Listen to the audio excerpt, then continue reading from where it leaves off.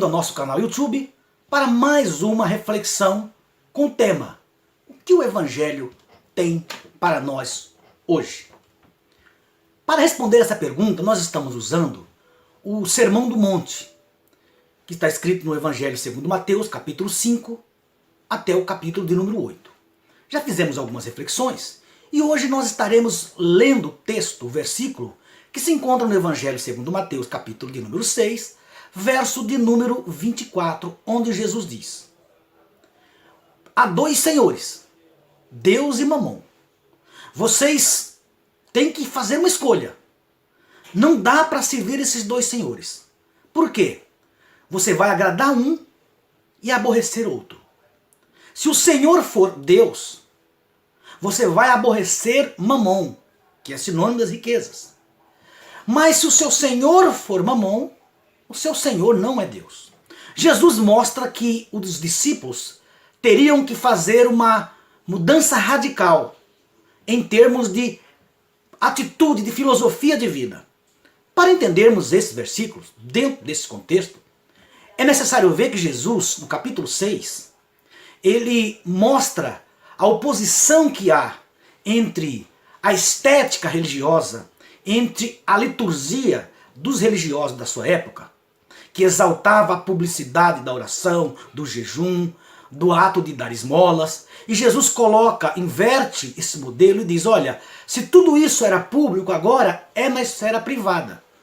E aí, opostamente a esse modelo, ele mostra que a oração é, na verdade, algo público e não privado. Por quê? Porque ele coloca o Pai como nosso. Ele coloca o ser humano como irmãos em sua humanidade.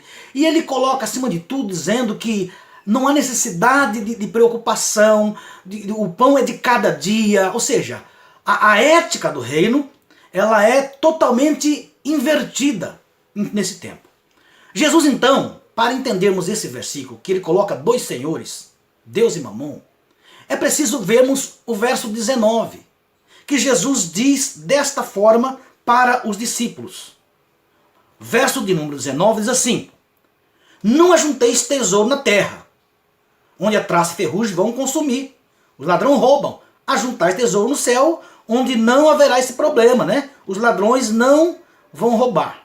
E também não vai haver deterioração pelo ferrugem e as traças. Aí ele diz: olha, onde tiver o vosso tesouro vai estar o coração. Aí ele faz aqui, Jesus ele faz uma chamada antítese. O que é antítese?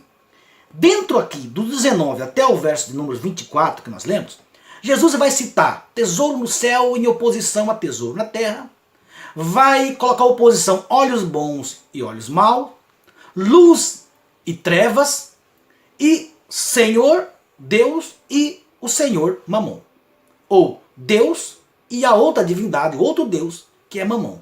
Então Jesus vai estabelecer aqui alguns princípios muito interessantes. Primeiro que nós podemos ver aqui, que ele diz no verso número 19, não ajunteis tesouro no céu, na terra, né? Não ajunteis tesouro na terra, onde as traças e ferrugem vão consumir. E aí ele diz, mas ajunta no céu, onde não vão roubar. Então a primeira coisa que nós vemos aqui, uma interpretação que houve ao longo da história da igreja, de diversas interpretações, o que seriam esses tesouros que deveriam ser juntados no céu em oposição aos tesouros que não deveriam ser acumulados na terra? Bom, algumas pessoas colocou aqui nesse texto, fora de contexto, a oração, o jejum, o louvor, a liturgia. Não é nada disso. Dentro desse texto, Jesus não está falando dessa parte litúrgica. Jesus está falando como é que você como que o cristão vai ajuntar tesouro no céu, em oposição ao tesouro na terra. A explicação vai se encontrar na sequência, onde ele diz o seguinte: olha, porque onde estiver o vosso tesouro, estará o vosso coração. Aí ele diz, a candeia do corpo são os olhos. E de sorte que os olhos forem bons, o teu corpo terá luz. E se for mal, o teu corpo será trevas. Então Jesus aqui está falando o seguinte: como é que você não vai ajuntar tesouro na terra e ajuntar no céu? Ora, Jesus está falando aqui da capacidade de lidar com o desejo, da capacidade de lidar com a cobiça, com a vontade de acumular bens para que tenha segurança. Então o evangelho ele vai na contramão do acúmulo como forma de produzir segurança. Jesus vai dizer, não há segurança, não há segurança. E a intensidade dos seus desejos vai determinar a sua saúde psíquica e emocional. Por quê? Quanto maior for os seus desejos de cobiça, de posse, maior poderá ser a frustração. E nem todos têm condições de lidar com as frustrações. A frustração, para algumas pessoas, pode levar a somatizar doenças, enfermidades. Ora, onde é que está a psicossomática na Bíblia? Está aqui, ó.